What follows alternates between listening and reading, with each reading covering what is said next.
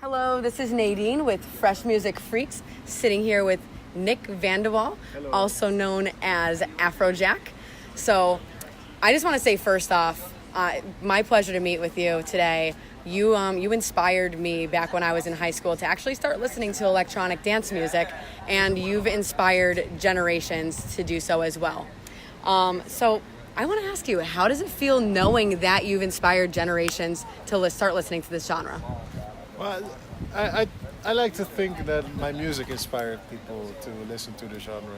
And the only thing that I always wanted when I experienced like dance music for the first time is to share that with people.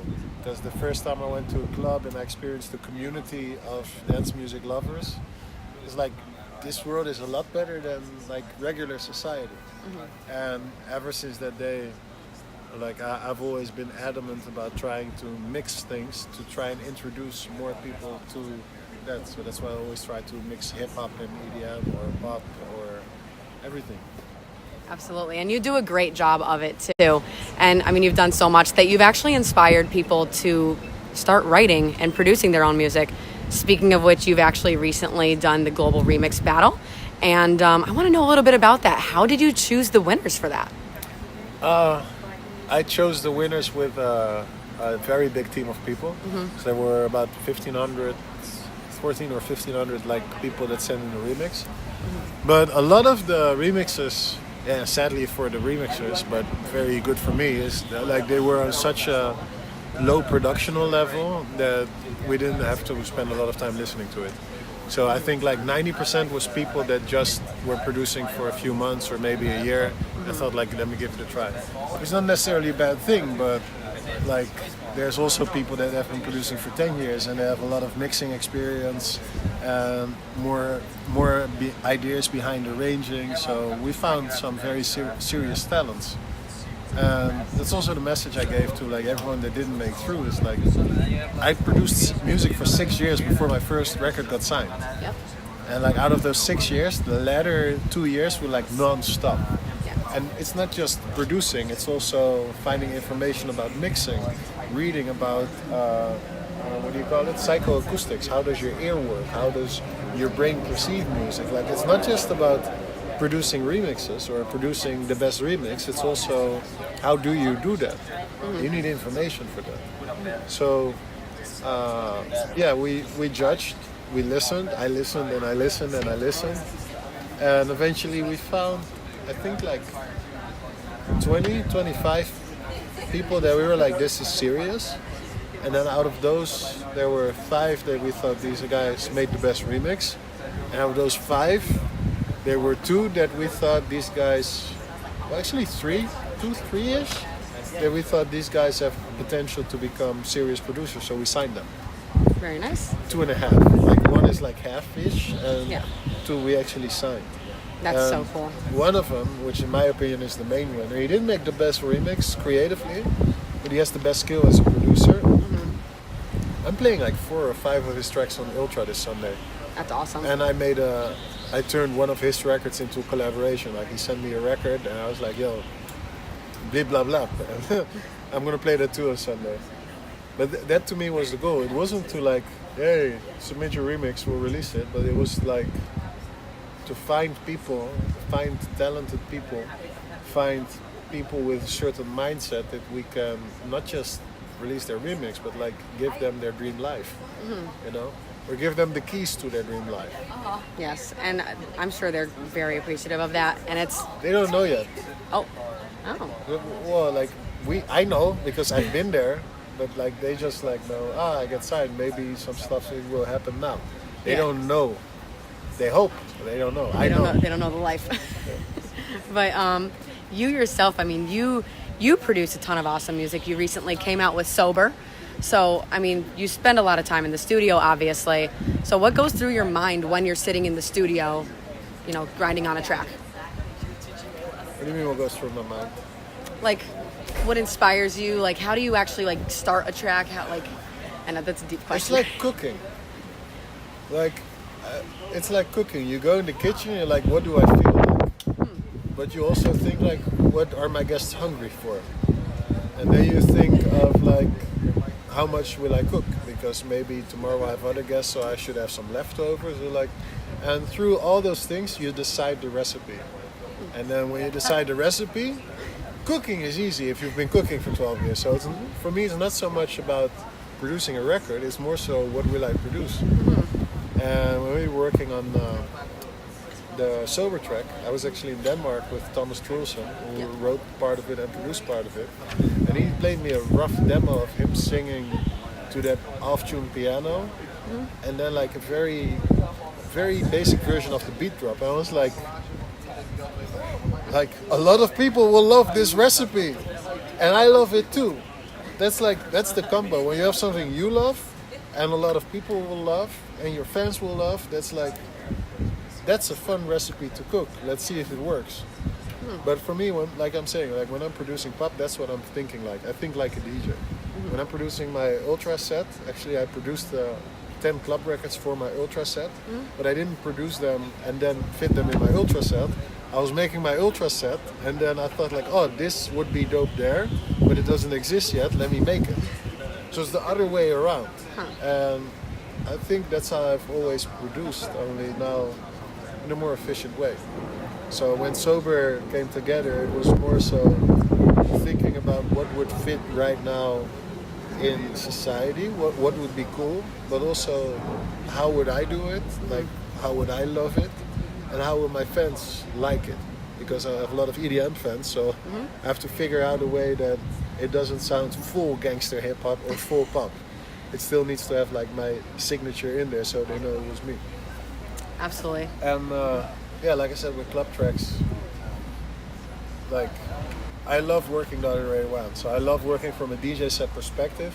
How will this record work when I play it, and where will I play it? So thinking about where I will play it in the set before I even start producing anything. That's fun. That is, for me. It's very interesting. I actually really like that analogy of it being like cooking. Never thought of that. It's very clever. It's now you have Are you laughing at me? No, you've collaborated with a ton of amazing artists. Yes. But you've got to have a dream collab that you have dreamt of. Who would that be to collab with? I used to think about that, but like I'm so happy with the new kids I'm signing, I don't care about that anymore. Like I still love to do a song with Enrique Iglesias. I was just on the phone with him. He's like working on something new. Like I like working with fun people. Yeah. With great potential. You know, like his fan base is gigantic. So being able to create a hit for him in his world, that's like a gigantic challenge for me as a producer. Like, do I understand what he needs? Like, can I cook a recipe he likes and his fans like? I'm just a chef, you know. Like I don't even care about taking the shine. It's more so it's a fun challenge. And then working with someone that respects that, that's the most fun there is. Like, I would be the chef and he would be the restaurant owner. He would welcome the people and he'd say like, yes, my chef cooked this up for you. I hope you like it. I would love to see that collab. I think that'd be very interesting. Definitely. So you've also written songs across, and we talked about this earlier, across all genres, pop, rap, EDM. So, I mean, you name it, you've pretty much done it. But what do you listen to in your free time? Audiobooks. I study. No music? No, only when I'm in the gym. I listen to like Beast Mode on Spotify, which is actually recently I learned about some new songs through working out. I was like, wow, that's dope. Why is no one playing this? It's like DJs and Spotify are very far apart, so it was very interesting. But no, I listen to audiobooks. I started getting into philosophy through some Alan Watts lectures like 4 or 5 years ago, which led me through neuroscience, which led me to Buddhism, which a lot of shit. Now I'm studying economy, actually. Now you're down the rabbit hole, I'm not studying economy, but I found all the books, like the books they give in the curriculum of Harvard. Yeah. I listen to them and I try to learn them and try to understand that perspective of the world. I want to have like as broad perspective as possible, because then, like, if you have a disagreement with someone, nobody's wrong. You just see things in a different way. And I'm just interested in seeing where does that come from. Like, why do I see things my way? Maybe my way is wrong. Yeah. So, like, the more I learn, the more open I become and the more fun I have with everything. Yes. You gotta have, everybody has their own opinion, and the more worldly you are, the more you can understand. Absolutely. What's being worldly? What's being worldly? Having knowledge Yeah. around the world. So, And just, audiobooks. read more. Read Stop more. listening Read to more, music. kids. You hear it from the DJ. Well, they probably shouldn't do that, because then you wouldn't have a job. But I don't care. It's the truth, though. this is true. So, speaking of being worldly, you've played at festivals, clubs, you name it, around the world. So you've got to have some funny stories. So lay it on us. Tell us a funny story that you can tell us. Well, I think like the first 10 years of my career was a pretty funny story. Like you've seen all like the articles and the crashed car and the famous girlfriend and the breakups and very, very crazy. And I think like the craziest thing for me to happen is that now I'm at a place where I'm trying to think more about being as healthy as possible and also more giving the part, you know, and trying to do it in a, oh my god, something broke. Wow, that's gonna be fun. Wow. You were like, Yo, that's not even funny. No, those things, well, I it's know. funny, but it's like those things are expensive. What are assholes? no, that's really sad that would do that. Oh, and I can't take it off because that's the thing that broke. Well, That's funny. It's stuck with you now. Okay, so yeah, so also funny things. I used to love material stuff. I still like it, but I don't care about it anymore because I realize it doesn't necessarily make me happier. I think like the funniest thing, which isn't that funny, but to me it's the funniest thing, that me, the crazy guy that used to party all the time and drink a bottle of Grey Goose every show, which wasn't water, it was actually like I got completely shit-faced every show, is now doing every show with a bottle of water and sometimes asking for a cup of coffee.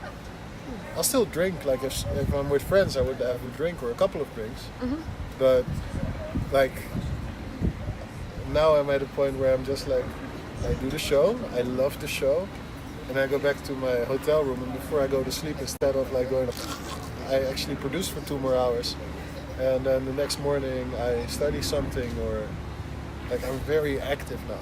And I think that's the funniest joke of everything, that I used to be like the worst guy, fun, nice, but like the worst example, and now I'm like the guy that's like healthy and la la la la la. Well, you're a role model now. That's a good thing. So you've By accident, yet again. hey, it's not an accident. You did it on purpose. Okay, I'll take that. Now, you've actually had a lot going on this year already so far. Good. Yes, I'm very surprised the thing broke. The thing's not supposed to break. Yeah, no, that's not good. Oh, I see what you mean. That's like, Yeah, the thing fell out. I wonder what they're gonna say about that. So you've already been really busy in 2019. So what else do you have in store for us? Probably like a vocal album, so like pop crossover stuff, dance, pop, hip hop, whatever, but like vocal, aiming for radio and listening purposes. And then probably one club album because I already made it. It wasn't my intention, but it's there, so might as well put it out. And I like doing albums, even though it's very silly. I still think that it's a more emotional trip for fans. Most people don't care, but I think fans care a lot about not just getting one song and one song and one song, but actually getting the story behind it and like a full story. Yeah, I mean, personally, I like albums. So we have just one more question for you, and I want to do a little bit of a throwback. But what does it mean to take over control?